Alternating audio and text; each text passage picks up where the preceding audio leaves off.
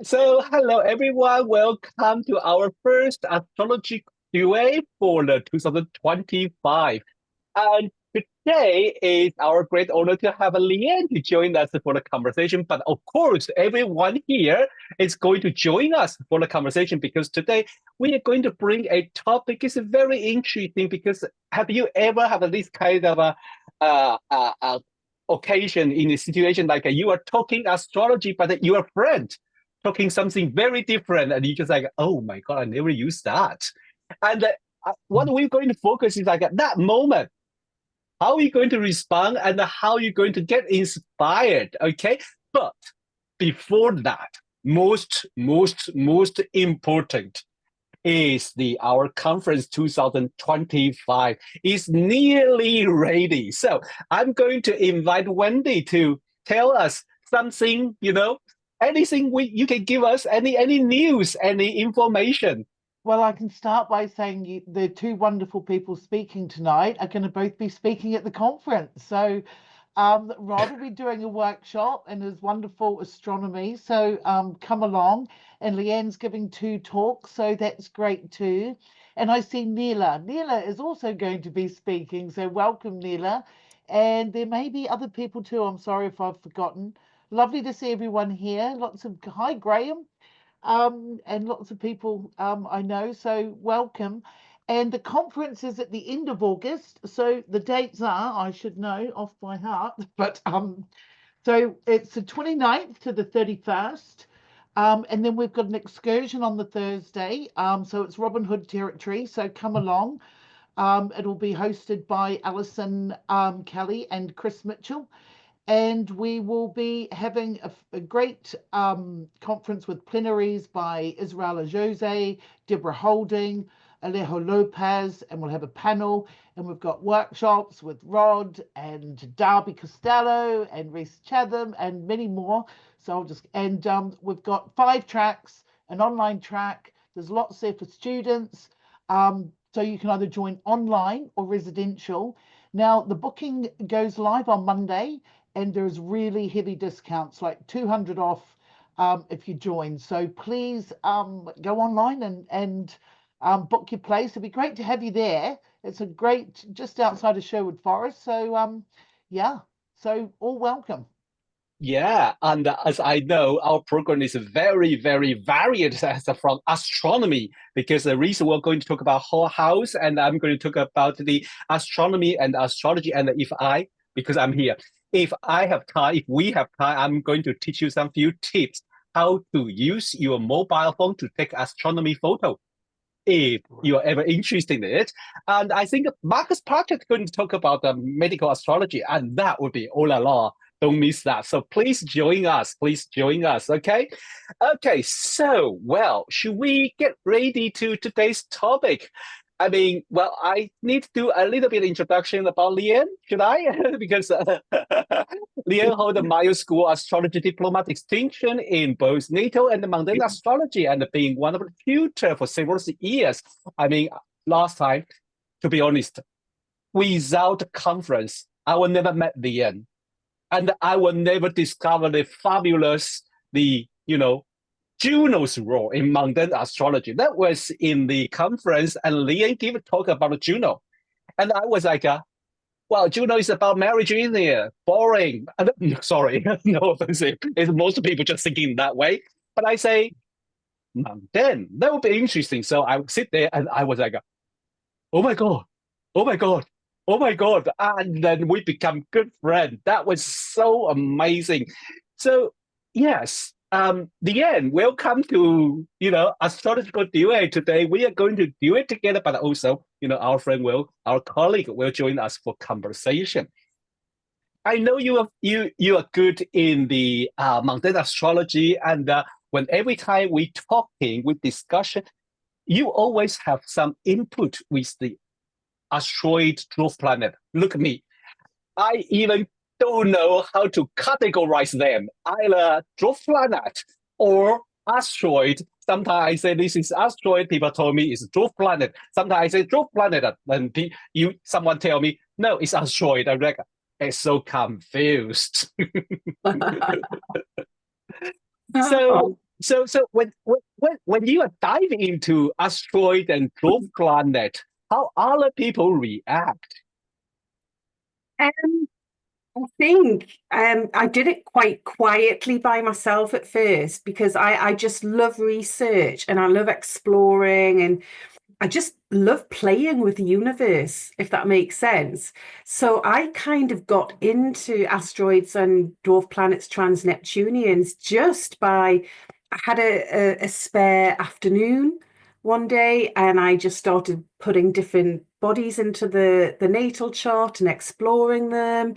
And then I just followed it from there and got really excited. And then I think because I don't just specialize in natal, I'm very, very interested in mundane astrology and I love research and I love historical cycles. So then I started linking all particularly the trans-Neptunian cycles through history, going back, BC, even thousands of years Mm. BC, to really significant epochal eras in history. And my mind was just blown. And I'm kind of like, well, if we're going to consider Pluto, which is now designated a dwarf planet, we all use Pluto. Most of us use Pluto. It's just regular. It's normal to us. Why should we not start integrating the other trans-Neptunians that surround Pluto?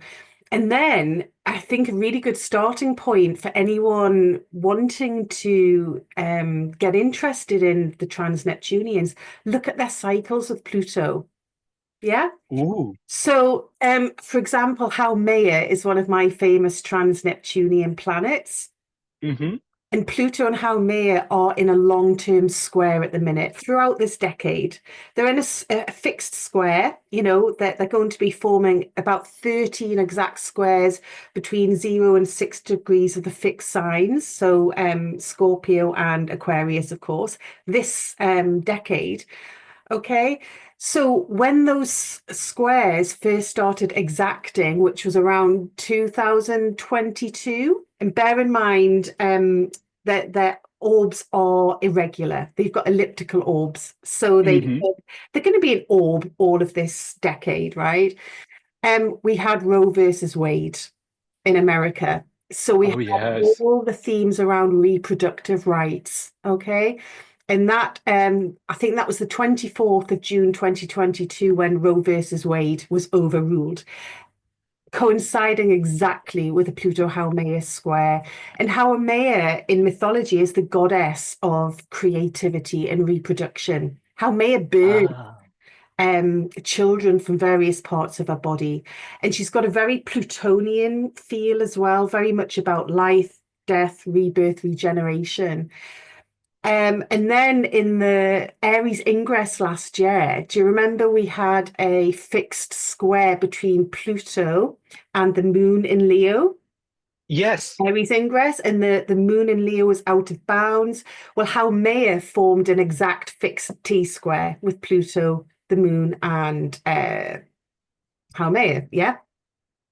And around the Aries ingress last year, France became one of the first countries to introduce the fact that abortion was now a constitutional right.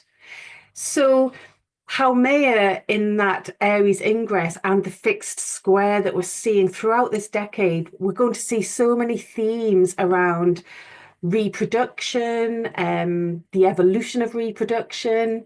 We're talking about genetics. We're talking Mm. about artificial insemination, babies being born outside the womb, perhaps.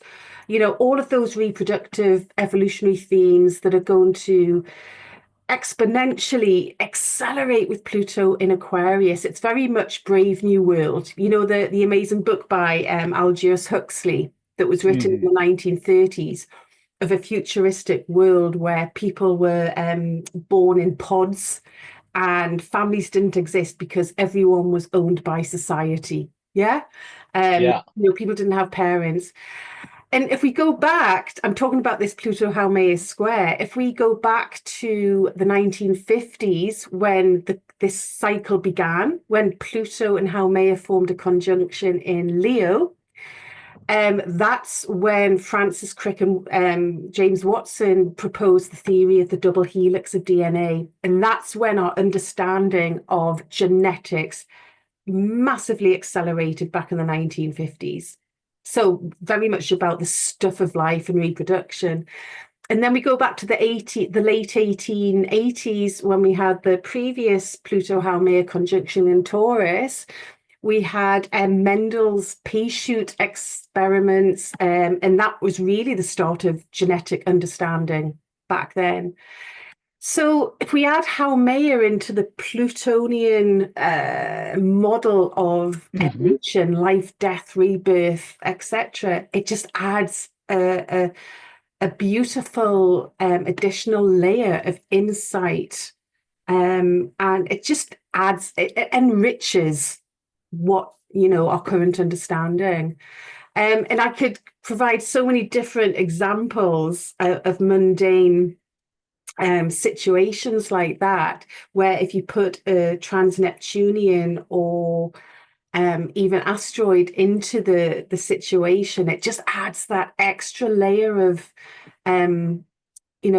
insight, and it helps join the dots up, I think. True, yeah. Yeah, it's about joining the dots up. It's just adding an extra layer. Yeah.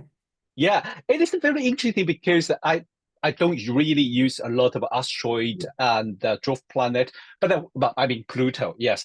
But it's very interesting, when every time we are discussion in the mundane astrology, and then some of my colleagues were talking about Haumea, Juno, or this and that, and they will always say, wow, that is really extra layer. I like this extra layer because that is why I suggest this topic today.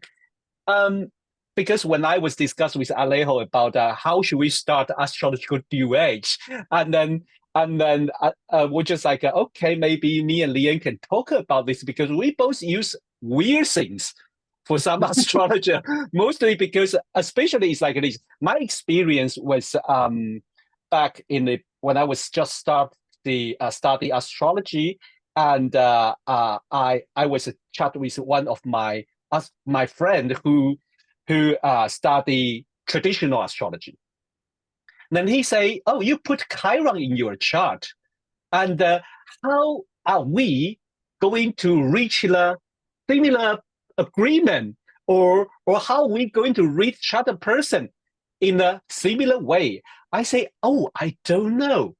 I mean, but it definitely going to be, we are talking about same person. One astrologer only use maybe like so maybe luminate and then 5 planets, only like that. Another astrologer, maybe like you and I, use Juno, Chiron, Nephews, Haumea, all in the chart.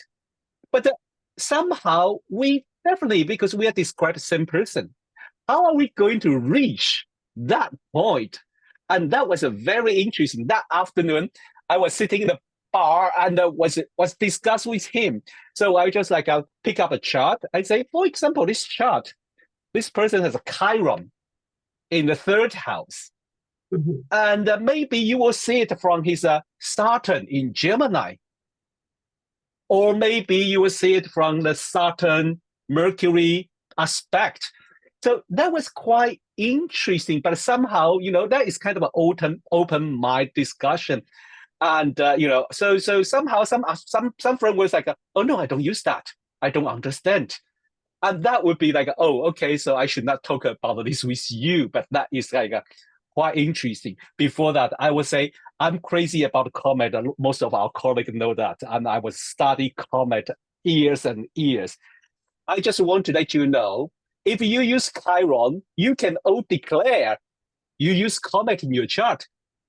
Do you know Chiron has identified as a comet too? Its destination number is 95P.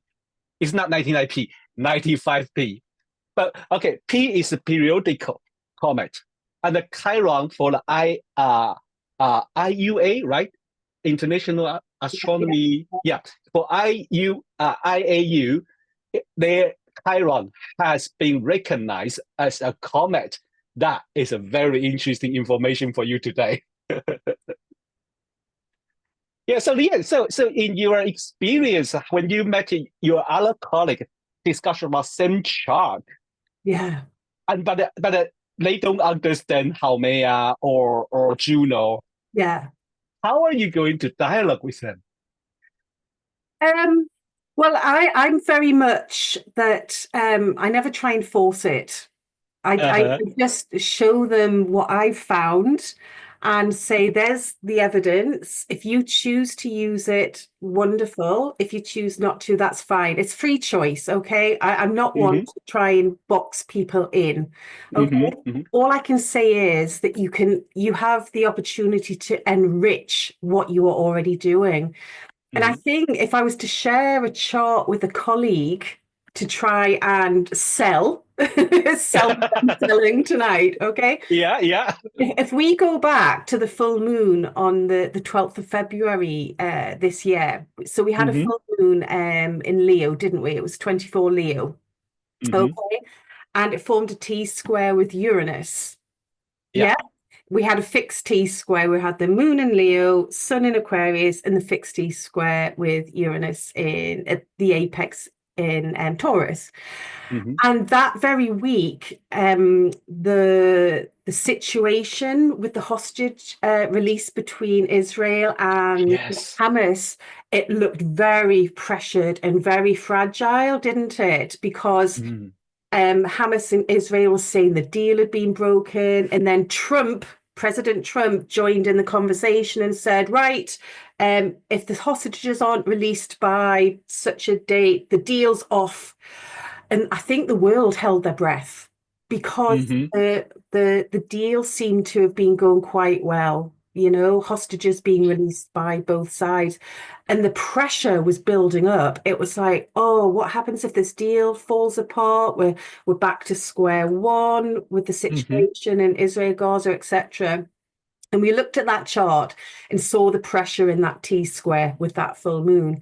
And I looked because we did a live Instagram on that, didn't we? Yeah, yeah, yeah. And I looked and I said, well, actually, Juno is opposite Uranus, okay, forming a fixed grand cross. But Juno's forming a lovely, lovely trine with Neptune. And I said, Juno likes to keep the peace. Juno will fight for the peace. Yes. Sometimes fights hard, but Juno is the most wonderful diplomat, fights for peace. But Juno's in Scorpio, and all the negotiations will be going on in private. And I think Uh, there will be so many diplomats and negotiators trying to not let this situation explode. And thankfully that paid off because on the Saturday, the hostage exchange went ahead as planned. And I sat there and I went, Juno sorted that out. wow, that's so interesting. I Yeah. would like to invite our colleague here, our member, our colleague, our participant here. Do you have any experience for example, like the some symbol or maybe some technique or some system you use that and you are trying to dialogue with your colleague who probably don't use the same technique, for example, maybe conversation with Vedic astrology would be very interesting, because basically the zodiac will be very different and how we going to read the similar things. Anyone has experience to share? I have Okay, yeah, Diana, yes, please. yeah, this really, really hits home actually. I know that some people have talked and written about Black Moon Lilith to Oh, some yes. degree. Every time I try to have a conversation about Black Moon Lilith, and with quite a lot of examples and real life stuff, whether it's mine or somebody else's real life stuff, people don't want to make it public. They don't want to engage. It's so personal, I think. That's the only conclusion I can draw, that it's so private, it's so personal, and it's so uncomfortable, particularly because I'm looking at how Black Moon Lilith, there are two different placements. There's the mean Lilith and there's the true Lilith. Mm-hmm. Yeah. Mm-hmm. And in studying this over quite a lot of years now, I've drawn this conclusion that, you know, they are telling two different stories. And one is maybe a private story, and it's so Hmm. private, it's almost awkward. Hmm. And yet, I feel like it's really important to talk about it because it's quite a useful technique to have. And yet, maybe it's only something that people can look at individually. So I'm still trying to Yeah. work out how to do this. I've tried writing articles and editors don't want to look at it. You know, normally they like my stuff. So it's like, what's going on here? They don't want to hear about Lilith. Maybe that's the power of Lilith, you know. I'm very curious. I don't know if that is a too what should I say? What word I should use? Uh I don't know. It's a little bit too strange or give a shocking because I saw Faye is here. Faye would be one of pioneer, you know, who talking about you know, dwarf planet, asteroid, you know, using it and talking it, teaching the student. And I don't know how's the Faye experience when you know encounter with different astrologer, with different colleagues talking about you know different the technique or the asteroid planet they don't use. Can I just offer something there to Diana, Rod? Yeah. Yeah, The reading phase, yeah. actually, I think the dialogue's opening more and more about Black Moon Lilith. I did a talk last year now. I've lost track of time, on Black Moon Lilith. And I think the thing is, Lilith has been demonized so much. You know, Lilith is about where we're demonized, and Lilith was cast out or chose to take herself out of normality, out of the fringes of society, and lived in a cave by the Red Sea with amongst the demons. So she was demonized. And Lilith is incredibly powerful and incredibly primal. And I think it's often an energy that people can be a little bit afraid of. And therefore they bear it's like, you know, the inner rage that we have that we don't want to admit that we have, because everyone has an inner rage that they're scared to show and admit that they are just, you know, they have that wild wild animal side to them. So I think just keep pushing the dialogue. Get in touch with the Brighton group. They you know, they've had a few books and really like it. And the Scottish Astrological Association had one. So just keep pushing it out there, Diana, and get in touch with me, and I'll point you to, you know, places where, you know, people are really embracing Lilith. It's a fascinating subject, and I think a really important point to study. Yeah. I totally understand where you're coming from. I get it. I get it. Leah, here is the face comment. I can't help but point out that the series was conjunct Sun in the last full moon series, the major mediator. And also, and face comment is Black Moon Lilith is a massive in the Netherlands. Wow. Yeah. Wow. Faye, you want to give us some more information? It sounds very interesting. I don't know, could Faye turn on your microphone to share your opinion with us or share your experience? Sure, yeah. I'm not in my finest clothing today, so I'm not going to come on video. I'm more than happy to talk to you. Yeah, I'm with you, Leanne. You know, you can't push it down someone's neck. And I think one of the things is that some things speak to you and some don't. So, you know, like for instance, I've got Ceres right next to Mercury, so she's got me, you know, if you know what I mean. And I haven't got Juno and picking up anything, so she talks to me less. But you know, I think everything works, and we just have a different way of looking at it. So, and I agree with you. You know, it'll speak to people or not. So. But I think getting the word out there is really, really good, because I'm like you, Leanne. I love doing the research on it. So I've done a lot of research. So you get obsessed with things.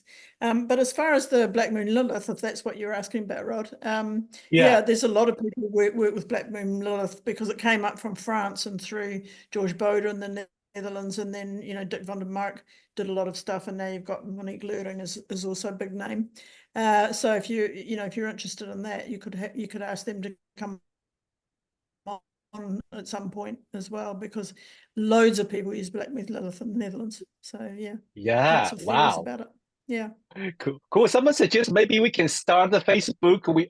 about the lilies. I find it fascinating. Oh, go on then. That would be the, maybe the result of today's discussion. Yeah, it's so interesting. It's Yeah, not only about the lilies. probably It's is not one. only about, yeah, Faye, please. Oh, there probably is one, but it's probably not in English. So, but I could check that out as Okay. well. Yeah, probably not in English. Oh, someone mentioned about the Aries. Anyone use Aries? Yeah, again, people in the Netherlands. Okay. Aaron Harmack has done quite a lot in Eris, and there's another. No, I person. want to hear from traditional astrologer. Any traditional astrologer here, your reaction, your how you respond, and how your mindset working when you heard about the like a Lian or Faye talking about the lilies or something. How you work with it? Is there any traditional astrologer want to share with us who majorly only working with a visible planet, and then I don't know how you're going to respond to that, how you're going to work with that? Has anyone want to share with us? I don't know. Quiet.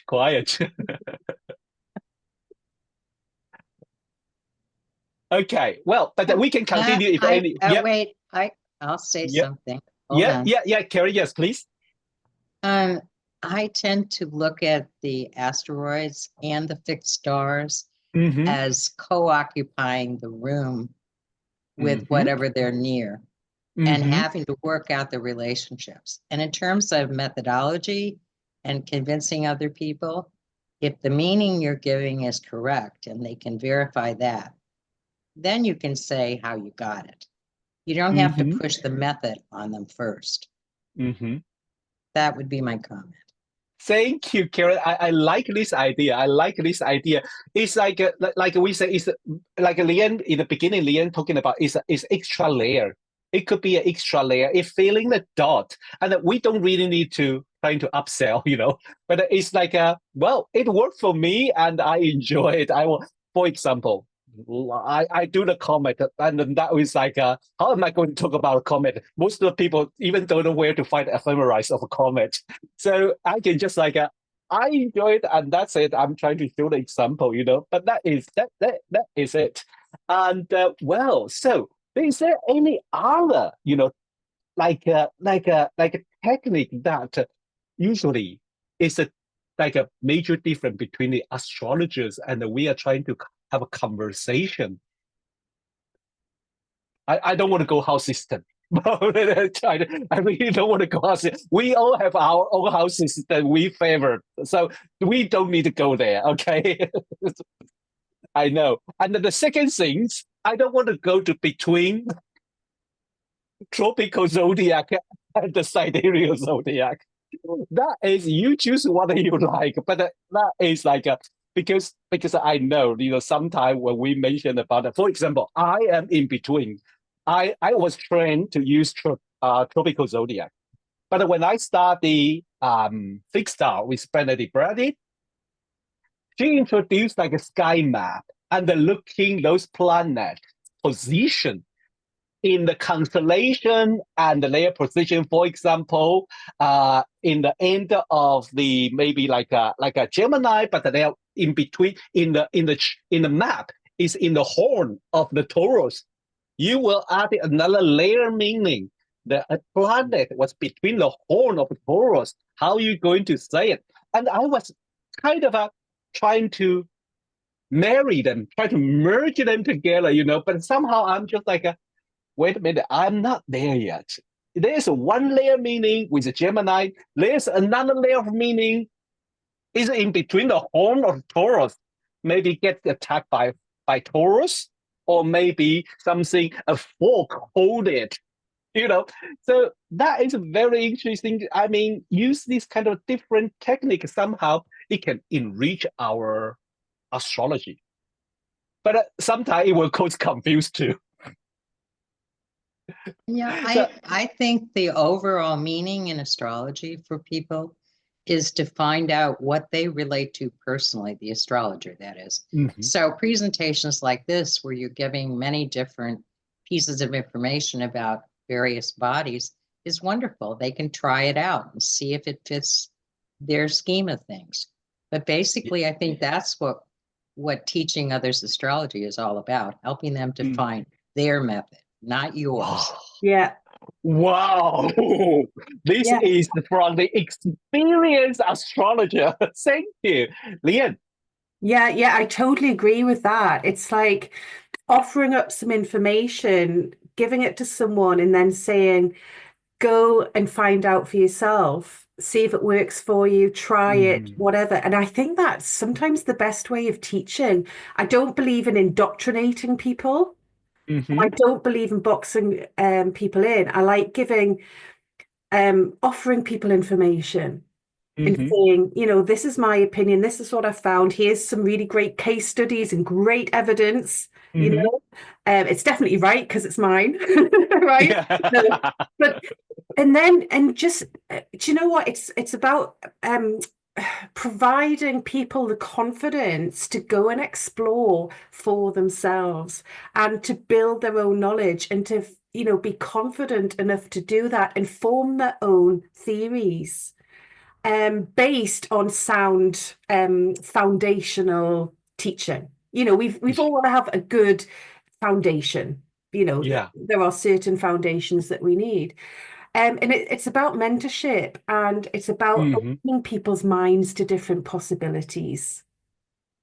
Yeah, what Leanne and Karen say remind me a story. When I maybe nearly I would say 15 years ago, I met a friend in the summer school, and he was really young. He was only 18 years old, a young astrologer. He shared his idea with me, and I was there. Oh my God, I don't know how to respond because I wasn't a teacher at that moment. He would say, I do feel like hold on. It's very interesting. He said, I do think the rulership, the modern rulership is a little bit strange. If zodiac signs starting from Aries, Taurus to Gemini to Pisces, why not we use, that's what he said. He suggests, why not we use Mercury, the first planet, ruler Aries, okay? Then the second planet ruler, Sun ruler Aries, and Mercury ruler Taurus. So the Venus ruler Gemini, I was like, wait a minute, what are you talking about? And he has his kind of a crazy idea, but very creative. But I don't know how to respond. I say, probably I'm not expert. You should talk about it, but that sounds very interesting. Why not continue to work, find some example so people, to inspire people? Or maybe you can also talk to, tutor in the faculty. They may be going to inspire you something. But that was like what Lian say is like, we are trying to inspire each other, but sometimes you hear something is a little bit like, ouch, that is out of my imagination. How I'm going to respond to it? Well, he was equivocating distance from the sun to the zodiac, on the ecliptic, and they're two very different things. Yes. Yeah. Yeah. So that was very interesting. I would just, I don't know how to respond. I was like, okay. But that was an interesting moment to hear something, and you just like, well, you're definitely not going to say, are you crazy? Okay. Any other, comment or share this, or we would like to hear Liam more. But before that, I will read what Christina said. Since ancient time, Lily's archetype has been merged of the most vials slender from the patriarchal agenda and patriarch and authoritarian battle in Ren now. So effort to silence her are extreme. I agree. Yes, I agree. Witches being burnt at the stake. That's Lilith. It's all those women years ago who were burnt at the stake because patriarchal power was scared of giving them a voice. And anyone that has a voice now has potential to be metaphorically burnt at the stake. I'm it's like I'm looking at the Trump and the Ukraine situation, It's like Trump's allowed to say what he wants, but no one else is allowed to say what they want unless it's good about Trump. It's so, yeah, it's Lilith is it's very extreme, but definitely about people being demonized. Yeah. Yes. That really rings true, because one of the experiences I was having with the Black Moon Lilith, it's not that people are unconvinced by it necessarily. It's like when I spoke to somebody who wanted some help with something and pointed this out in their chart to help with a current issue. It was so spot on, it scared them. Yeah.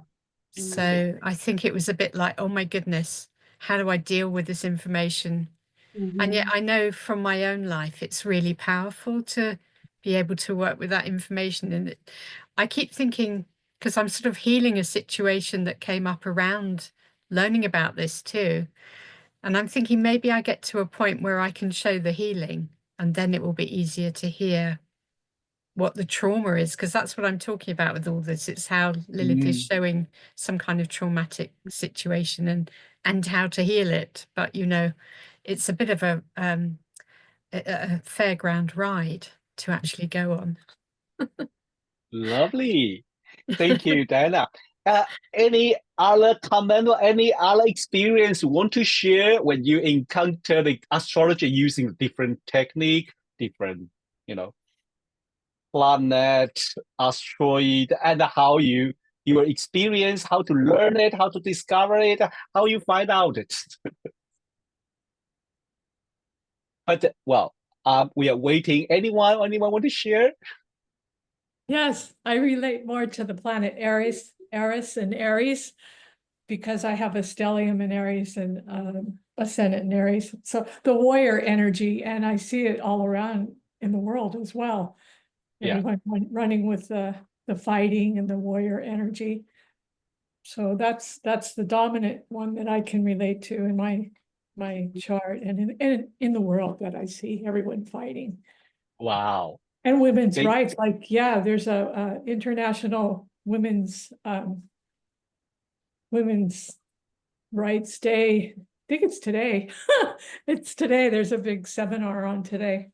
Yeah. Thank you, Maggie. Okay. Well, Leanne, talking about those asteroids. I mean, most of us know your new book is coming out. So how about you talk about a little bit about that book, Juno? Okay, this book. Ta-da!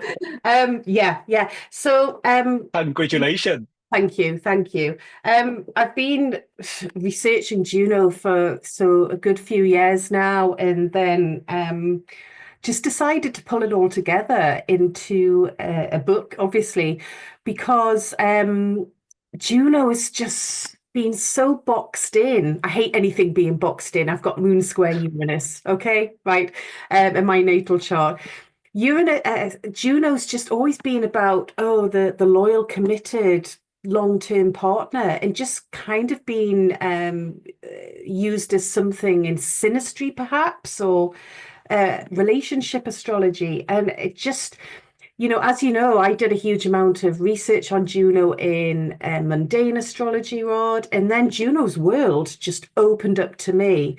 And I would say I agree with what Faye was saying earlier on. When a planet's prominent in your own chart, it does resonate. So Juno's very prominent in my own natal chart.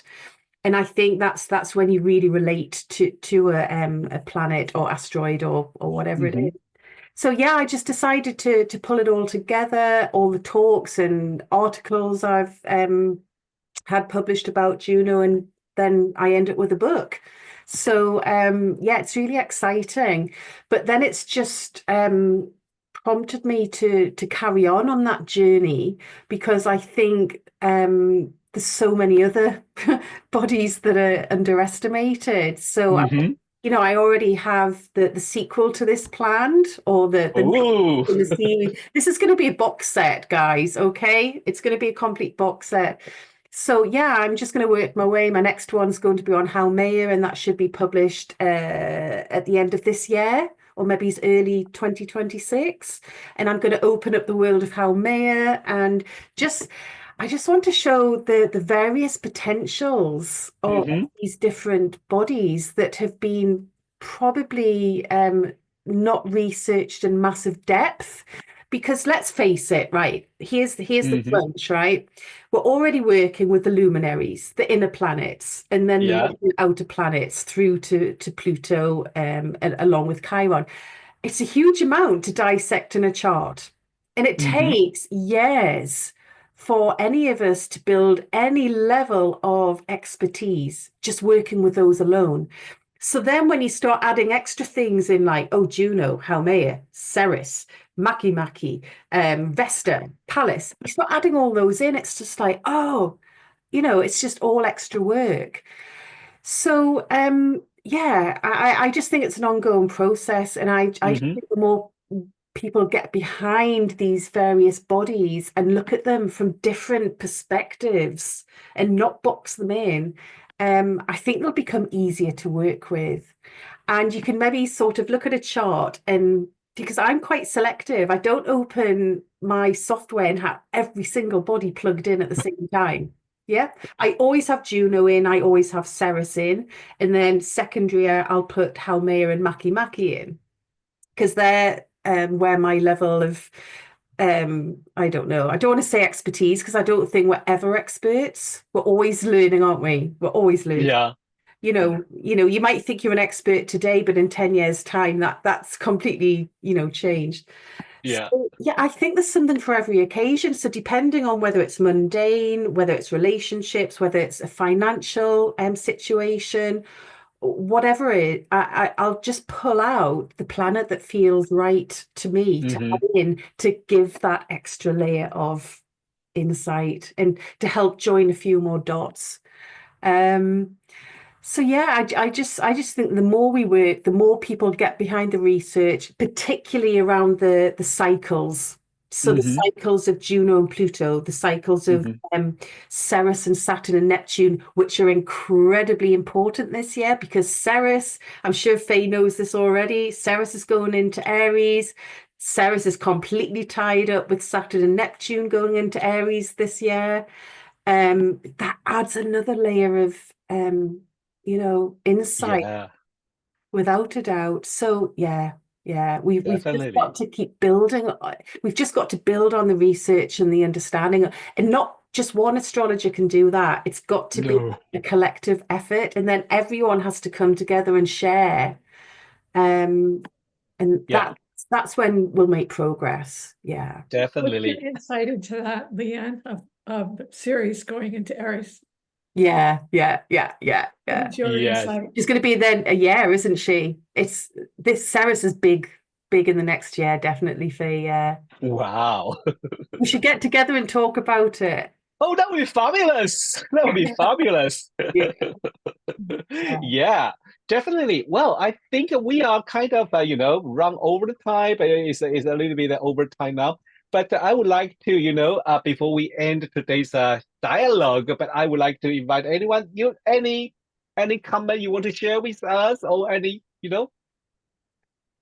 Before that, I would like to invite everyone, please don't forget, from Monday, check on, AA's website and social media, and we may have the information about the conference 2025. And there's so many astrologer lines up, and there are so many interesting topic workshop. And if you and don't forget, there is the very, very great discount if you're a member of association, and you can book it before the end of April to enjoy the £200 discount. Okay. Well, I would like to say, thanks everyone to join us here today. And don't we have 15 minutes left? Wendy, again, only half hour. Wendy always thinking it's 7:30. Wendy always thinking it's 8 o'clock. But usually it's, no, it's an hour. It's an hour. Okay. Is it? Sorry, Okay. Rod. I thought it was only half hour, so I only prepare half hour's talk. Oh, Even not. No, I'm joking. I'm joking. Well, I saw it was only half hour last time. Okay, yes. Well, why not? Because Leanne has more case to show us, I think. What would you like to hear about? I can talk all night. Well, anything? How about the series? Ceres. Yeah, series. Well, yeah, yeah. Ceres is moving into Aries, very much in tune with Saturn and Neptune this year. So Ceres is leading us into an era of fire because we're moving into an era of fire and air, aren't we? All right. Yeah. So Ceres is going to be supporting. I always think the asteroids, like for example Juno, and Ceres isn't an asteroid. Ceres is actually a dwarf planet, but situated in the asteroid belt, the only dwarf planet to be in the asteroid belt. And I often think they're like the leading support actress at the Oscars. So you know at the Oscars we have the lead actors, then we have the best supporting actors. I often think the asteroids are like that. All right. Yes. Yeah, Very yeah. interesting. So they're not actually the lead role in a movie, but they're a massive supporting and integral, essential part of a movie. And the movie wouldn't be the same without them. Yeah. Mm. So I've just given away a bit of my introduction to the talk I'm doing in Portugal. Okay. In May, but I can repeat that's fine. So I think that's quite a good way of looking at them, you know, the supporting actors. So yeah, so Ceres is going to be crucial. And as we know, the situation, for example, between Europe and the US, there's going to be a huge amount of negotiations. Europe's going to have to start standing on its own feet a little bit more from what we've been seeing in the news. Ceres is wonderful for boundary setting, negotiations, but Ceres is very transitional as well. It's about moving on from one sort of part of our lives to another. It's very seasonal. You know how we sort of move from spring, summer, winter, autumn, winter, and we can mourn or struggle to leave one season to move to the next, but we have to. So I think Ceres is going to play out there, but Juno also is going to be in Sagittarius, forming a trine. Fire. Yes, yeah. Another fire sign. Juno and Ceres are ladies of fire this year. They're helping lead Saturn and Neptune into this era of fire. They're going to support. And it's going to be very interesting. And Ceres and Juno will be key in all the negotiations that are going to go on. The trade tariffs that the US are threatening. Yeah. The negotiations with the Ukraine, Europe, etc. And Ceres is in Aries, all right? And we know there's going to be lots of talk about the military, the peacekeeping forces within Europe once Ukraine has sorted a deal out with Russia and the US, etc. So Juno and Ceres are going to be crucial there, without a doubt. And Juno being in Sagittarius will very much be about the legal and cultural rights within these negotiations, because Juno is always about the rights of the people. So yeah, Juno and Ceres are really interesting to follow this year. If you're wanting to kind of get started, it's a really interesting year to follow them.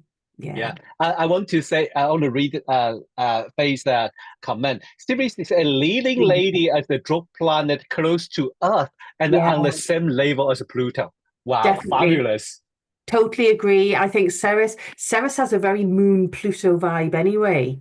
Yeah, I think Ceres is a very powerful energy in a chart, full of creative energy, very creative. And I always think Ceres and Juno, when they're in a chart and they're transiting, or they're just in a natal chart, they're very cardinal, active energies. They're not latent energies at all. They're very much, they're full of energy and full of creativity, pushing us forward on our journeys and holding our hands, I think. I think they do support us, without a doubt, yeah. Definitely, yes. Well, Christina say perhaps our task is to reimaginate the next phase of a Lily's story. Yeah, that is very interesting because like what are you just talking about? And with all these, a series and in a series and Juno is all in the fireside. That would be, pretty interesting. That kind of and with the Lilies, maybe the people needed to, take some action.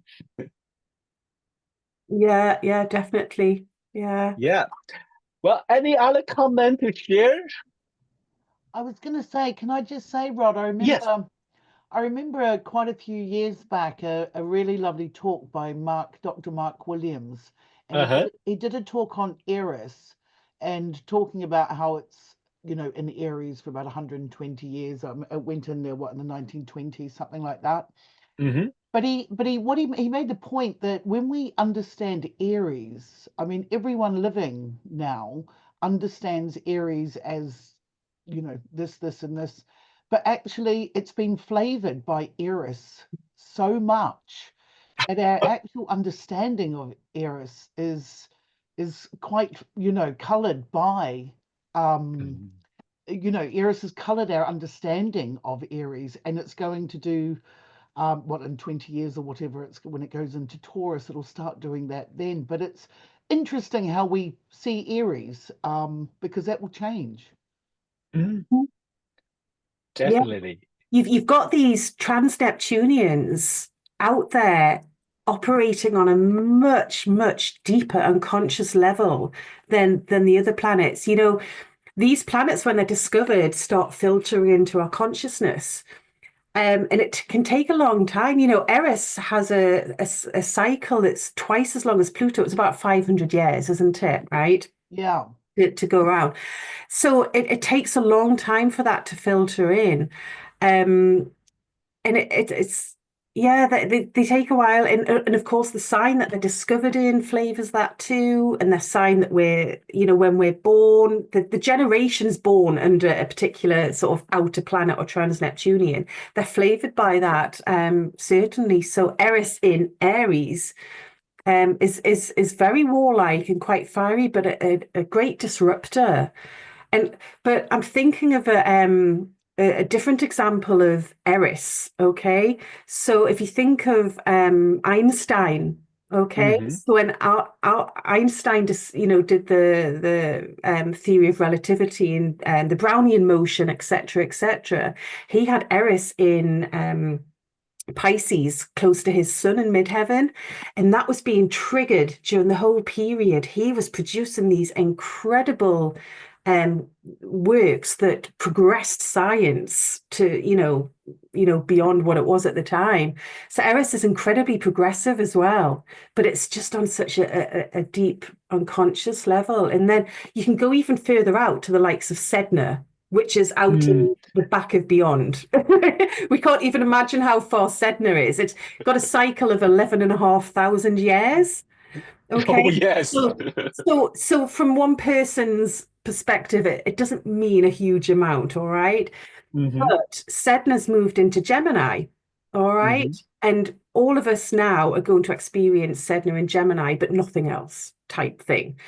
Uh-huh. So if we think about Gemini, what it means, it's all about fingers, coordination, writing, communication. And we know for a fact communication with AI, Pluto and Aquarius is going to be ramping up everywhere, isn't it?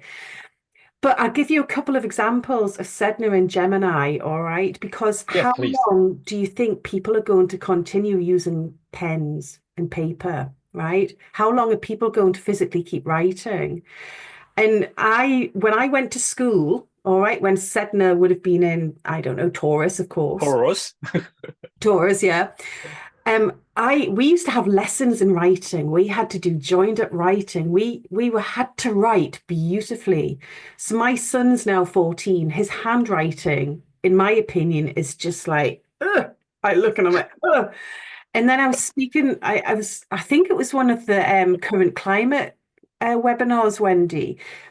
Someone was saying they knew someone who was an exam invigilator for the GCSE group in the UK. So the kids who are about 16 years old taking exams, walking around looking at the exam papers, and the handwriting was terrible, right? Terrible, okay.